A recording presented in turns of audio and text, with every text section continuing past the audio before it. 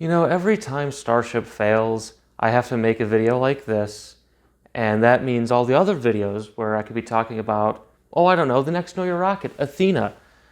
That gets pushed. That's what I was going to work on tonight. Athena, a rocket that flew 7 times and failed twice. Far less than the Starship program has. Also, I'm recording this for the second time because the first time I only got audio for one side for some reason. I hope that doesn't show up this time. And because I care about quality control, unlike SpaceX, I decided to record this again. And apologies for my disheveled look. It's 10:20 p.m. I decided to record this now after going to the gym instead of, in 3 weeks. So, Starship Flight 8 failed because I'm cursed. I don't particularly care about the failure mode because, you want to know what? The program is the failure. This is a screw-up. I understand Super Heavy got caught again, that's nice, but they were missing a Raptor, so the Raptor still doesn't really work. SpaceX is still limping this thing into something else, I don't know. I would say success because this program has so far been a colossal failure. I'm going to stop saying this kind of stuff. The reason I'm not going to say much on this one is because I'd just be saying stuff like that, just again and again and again and again. And before any of you say, oh, and you can do it better. Yeah. I can make stuff that doesn't work better. Yeah. Way more cheaply. I can do that right now in my garage. I can make stuff that doesn't work. Yeah, I could probably build a fully reusable super heavy lift launch vehicle far better than SpaceX could. Yeah. Apparently you can do that. Yeah. There's kids right now who are being born who will study aerospace engineering in school, in college, and they will write papers about how badly this program was run, how not to do it. And am I being mean and condescending? Yeah. It's funny how this vitriol, I'm giving you minuscule amounts of vitriol towards this program and what SpaceX fans have given to people like me for being critical of it. Okay? So I've earned this. Okay. I think my diagnosis that's different from IFT-7 is SpaceX needs to have some very uncomfortable meetings right now. They should probably grind their flight test program to a halt and just reassess how they're doing this.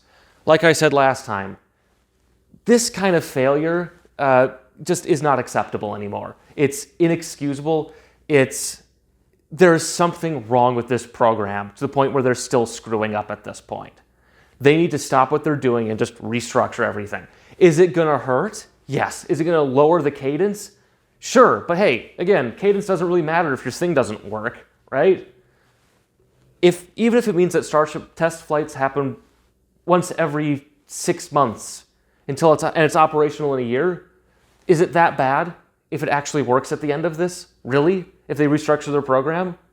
Now, I know people like to bring up, Vanguard.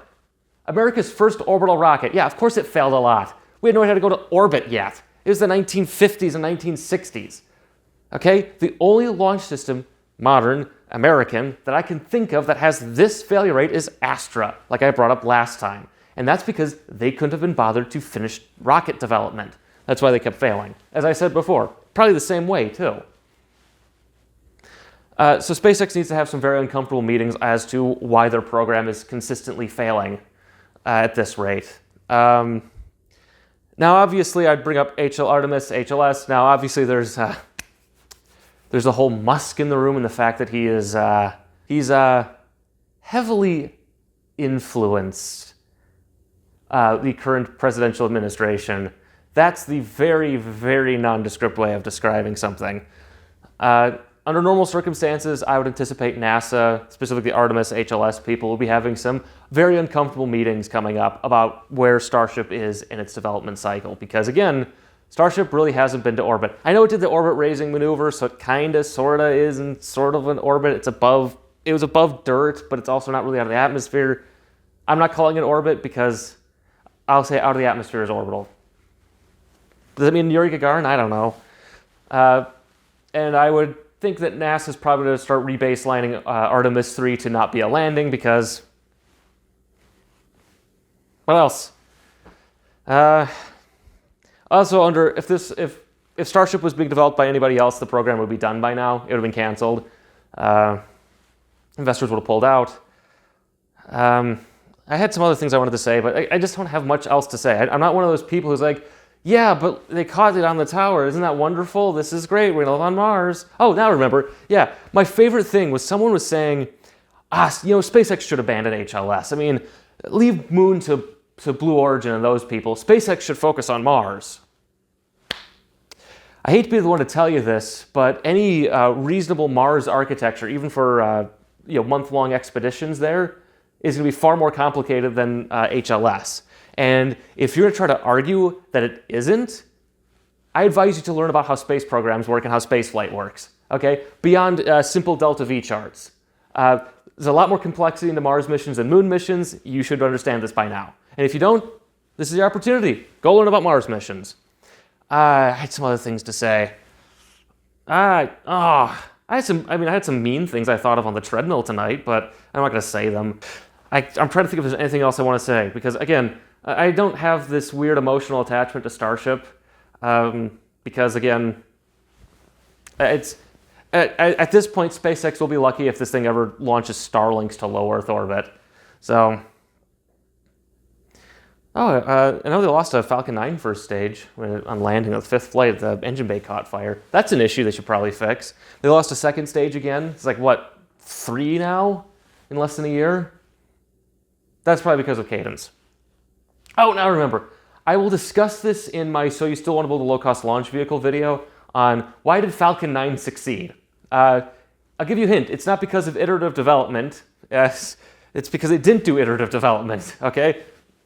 I'll discuss it there. Falcon 9 was not developed the same way as Starship, obviously. If you're still prattling on about iterative development, but data, Flight 8, and not even a normal orbital flight where they're testing out, re-entry techniques. It's basically the same flight pattern they've been flying since the first one. Where are we at? Come on, people.